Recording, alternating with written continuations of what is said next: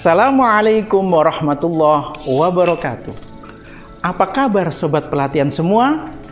Pada materi sebelumnya, kita telah membahas komponen 1 dan komponen 2. Sekarang kita memasuki komponen 3 dan komponen 4. Are you ready?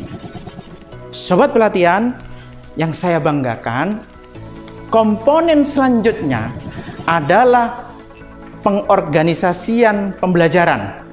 Sebagaimana kita ketahui bahwa madrasah dalam menyusun pembelajaran itu memiliki 3 komponen.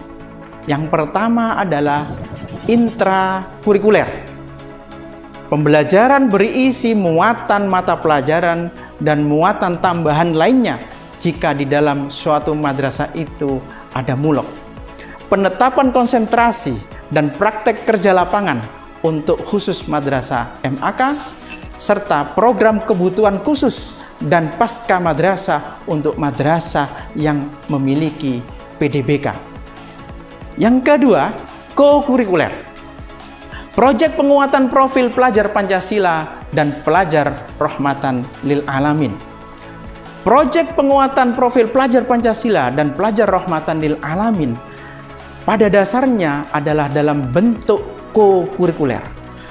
Adapun jika madrasah ingin merancang secara terpadu dengan intrakurikuler maupun ekstrakurikuler, dia diperkenankan. Kemudian komponen yang ketiga adalah ekstrakurikuler. Kegiatan-kegiatan ekstrakurikuler yang dilakukan di luar jam belajar di bawah bimbingan dan pengawasan madrasah. Sobat pelatihan yang saya banggakan, dalam pengorganisasian pembelajaran ini ada beberapa pendekatan yang bisa kita gunakan. Pendekatan pertama adalah pendekatan mata pelajaran. Setiap pembelajaran dilakukan secara terpisah antara satu mapel dengan mapel yang lainnya. Pendekatan yang kedua adalah pendekatan tematik. Pembelajaran di dalamnya disusun berdasarkan tema-tema yang menaungi kompetensi-kompetensi dan dari berbagai mata pelajaran. Kemudian pendekatan yang ketiga adalah pendekatan terintegrasi. Dalam artian konsep-konsep dari mata pelajaran diajarkan secara kolaboratif dari berbagai sudut pandang oleh tim teaching, secara kolaborasi oleh guru. Kemudian pendekatan keempat adalah pendekatan secara bergantian dalam blok, dalam waktu terpisah. Pembelajaran dalam pendekatan ini dikelola dalam bentuk blok-blok waktu dengan berbagai macam pengelompokan.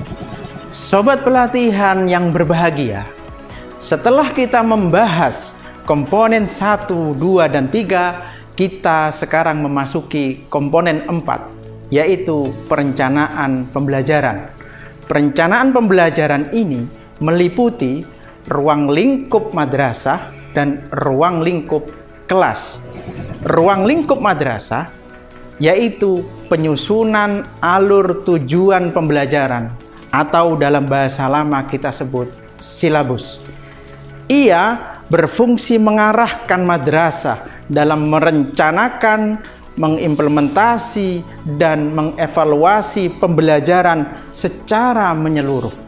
Sedangkan perencanaan pembelajaran ruang lingkup kelas yaitu penyusunan modul ajar atau rencana pelaksanaan pembelajaran. Nantinya dalam KOM, modul ajar dan perencana pelaksanaan pembelajaran ini cukup dilampirkan contoh-contohnya saja. Sobat pelatihan yang berbahagia, dalam penyusunan KOM, setelah kita susun komponen 1, 2, dan 3, kita memasuki bagaimana mengevaluasi kurikulum operasional madrasah ini. Dalam evaluasi itu ada dua aspek yang perlu kita evaluasi.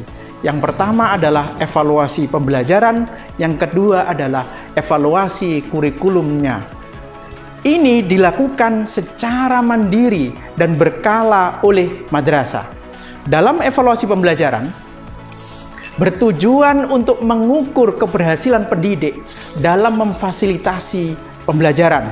Sedangkan evaluasi kurikulum madrasah bertujuan untuk mengukur keberhasilan kepala madrasah dan pendidik dalam menjalankan seluruh program pendidikan yang direncanakan dengan tujuan untuk memahami apakah visi dan misi serta tujuan madrasah telah tercapai atau belum. Sobat pelatihan, dalam mengevaluasi pembelajaran dan kurikulum operasional madrasah ini ada beberapa yang bisa kita jadikan sumber. Yang pertama adalah melalui hasil asesmen peserta didik per unit. Kemudian yang kedua, melalui artefak peserta didik, melalui proyek peserta didik, portofolio, pameran karya, pertunjukan, dan lain sebagainya.